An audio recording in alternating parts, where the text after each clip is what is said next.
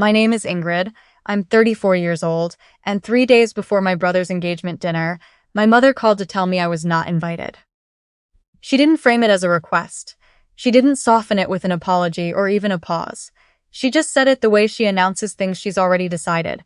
Flat, final, the kind of tone that lets you know the conversation is already over before your mouth can form a response.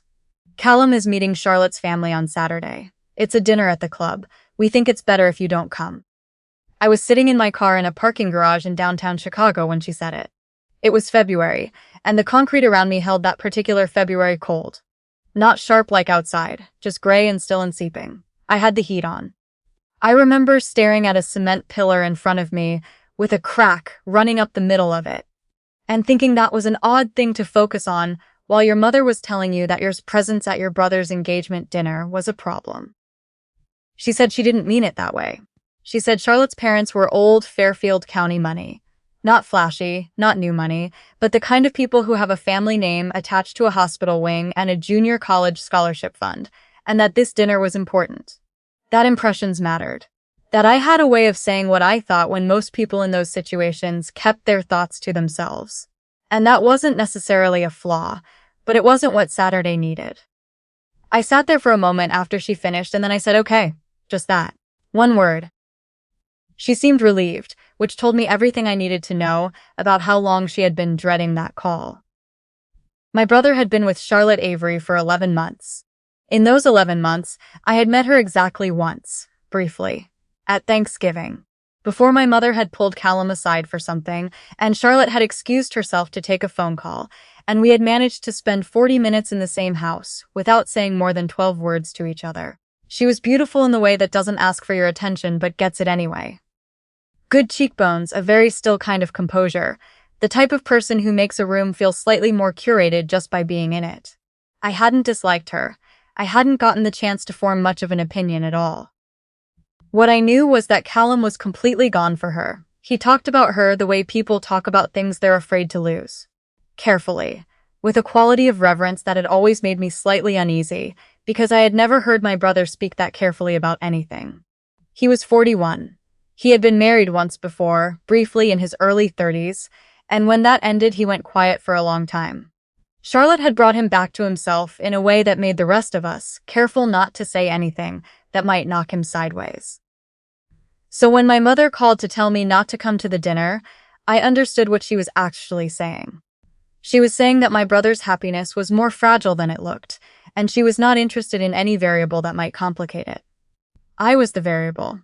I said okay, and I hung up and sat in that parking garage for another 10 minutes, staring at the cracked pillar before I went back to work. The photo arrived that same evening. It wasn't sent intentionally.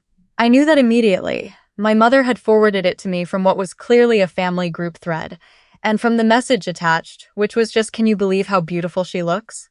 I could tell it had gone to the wrong person.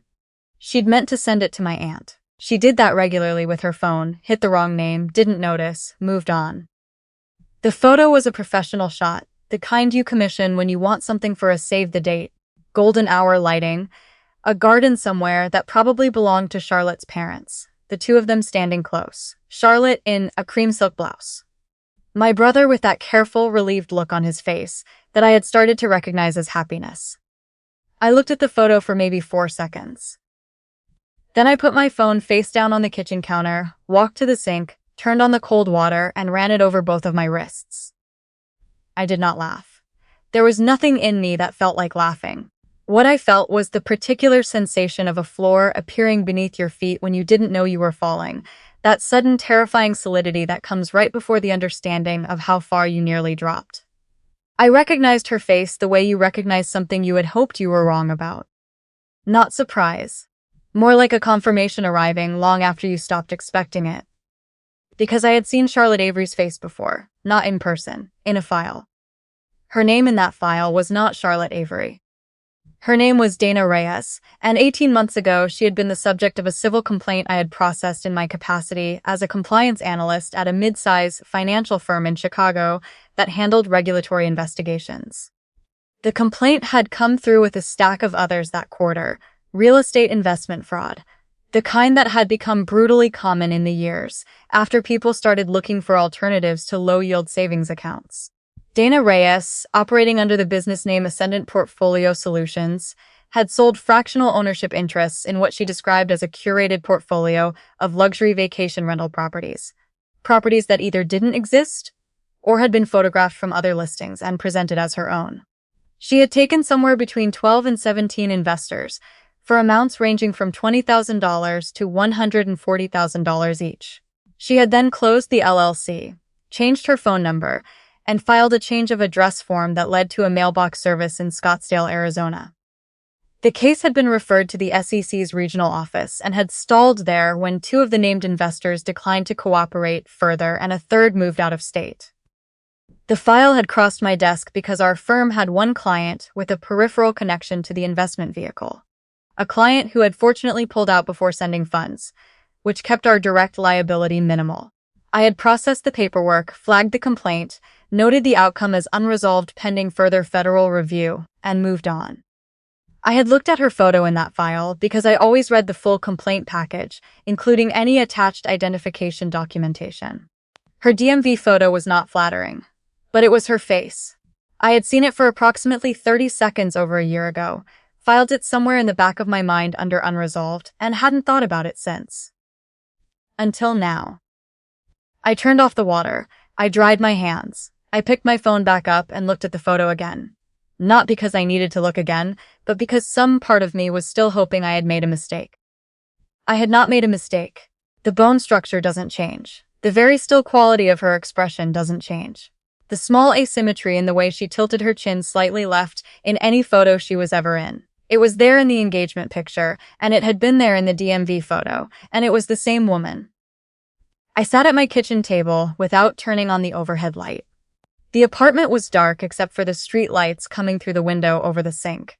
I sat in that partial dark for a long time without moving. The practical problem was already assembling itself in my mind the way these things do when your job has trained you to start thinking in terms of exposure and liability before you've finished processing the human parts of a situation. My brother was 41 years old. He had money, not Fairfield County money, but the savings and pension contributions and modest investment portfolio of a man who had worked steadily his whole adult life. He owned a condo in Cincinnati. He was 3 years from paying off his car. He had told me at Thanksgiving that he and Charlotte had started talking about whether to buy a house together after the engagement was formalized. Charlotte Avery, Dana Reyes, had taken $140,000 from a retired teacher in Naperville, Illinois, who had spent 22 years building that money and handed it over in good faith. I thought about my brother's face in that photo, that careful, relieved look. The look of a man who had finally stopped being afraid. I thought about what it would cost him if I said nothing. And then I thought about what it would cost me if I said something. My mother had called me 4 hours ago to tell me my presence was a liability. That I was too direct, too blunt, too much. If I walked into this now, that was exactly what she would see. Not a sister trying to protect her brother. A woman who had been told to stay home and had manufactured a reason to insert herself anyway. I knew my family. I knew how the story would get written before anyone heard the evidence. So I didn't call my mother. I didn't call my brother. I called Terrence. Terrence had been a senior compliance officer at my firm 3 years ago before he moved to the SEC's Chicago regional office, and he was one of maybe 4 people on Earth I trusted completely with the kind of phone call I was about to make. He picked up on the second ring, and I could hear from the ambient noise that he was still at the office. I didn't waste time with pleasantries. I told him I needed him to pull everything available on an open civil complaint. Dana Reyes, Ascendant Portfolio Solutions. Then I told him why I was asking. All of it. The engagement dinner on Saturday, my brother, the forwarded photo. I said it without pausing because if I paused, I would start thinking about how it sounded, and I couldn't afford that right now. Terrence was quiet for a long moment after I finished. Then he said, "Ingrid, I need you to stay exactly where you are and not do anything until I call you back." He called back 40 minutes later. The civil complaint against Dana Reyes was still open. The SEC referral was still active. In the time since I had last seen the file, 2 more complainants had come forward, one in Phoenix, one in Louisville, bringing the estimated total loss across all known investors to somewhere above $320,000. There was now a federal civil fraud investigation underway, quiet, not yet public. And Dana Reyes, as of 14 months ago, had not been located at any known address. Terrence said he couldn't share the investigative file with me directly, but he told me what he could. He said the woman I was describing, the bone structure, the composure, the way she operated, matched the profile they had been building.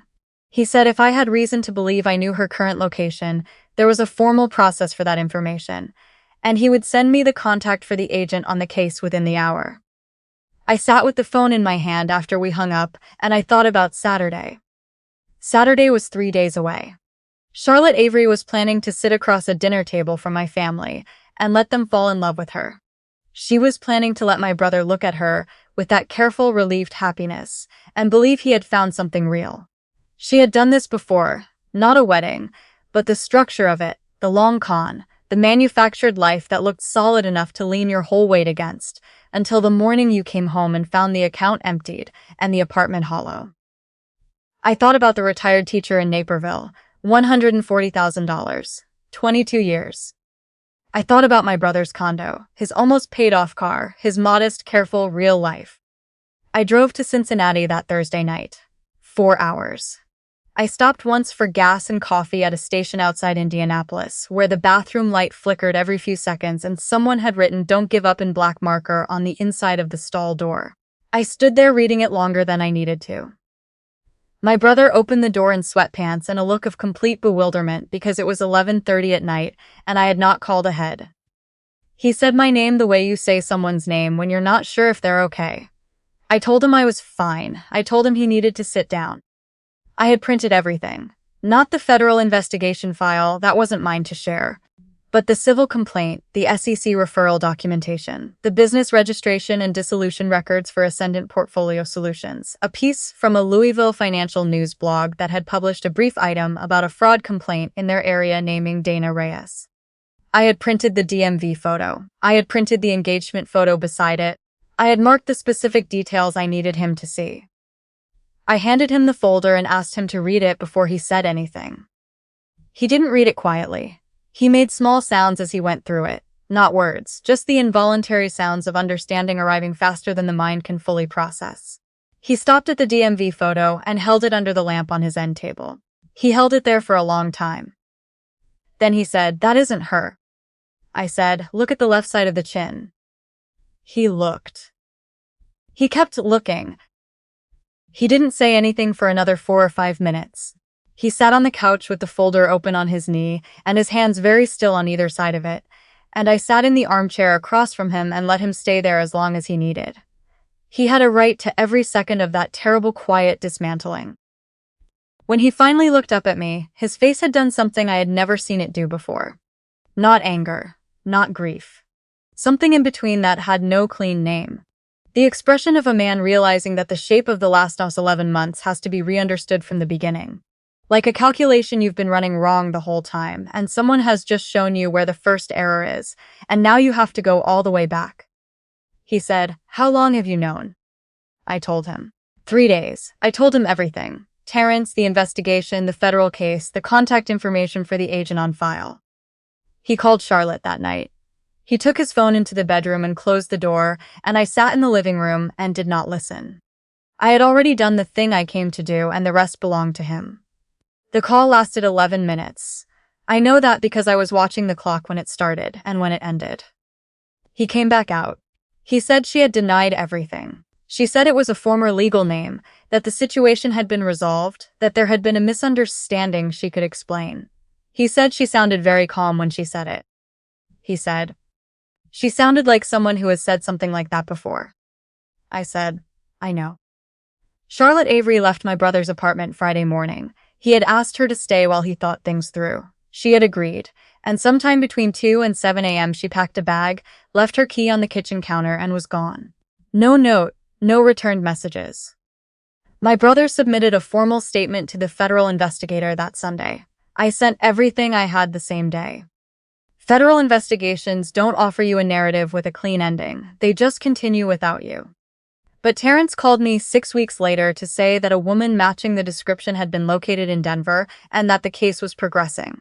That was all he said, and it was enough. My mother called me the Monday after the dinner that didn't happen. She was at my aunt's house and had been there since Saturday because she didn't know what to do with herself at home. Her voice was different than I had heard it in a long time. Not smaller exactly. My mother's voice doesn't do small, but stripped of the particular quality she uses when she's managing a situation. She sounded like herself without the management. It was strange and a little hard to hear. She did not say she was sorry for the call she had made 3 days before the dinner. She never said that. I think she didn't know how to name what she'd done without first admitting she'd done it, and that admission required a kind of self-examination she wasn't ready for in a single phone call from someone else's driveway. So she didn't go there. What she said was, "Will you come home? We need to figure out what to say to people." I said yes. Not because the wound from that other call had gone anywhere. It hadn't.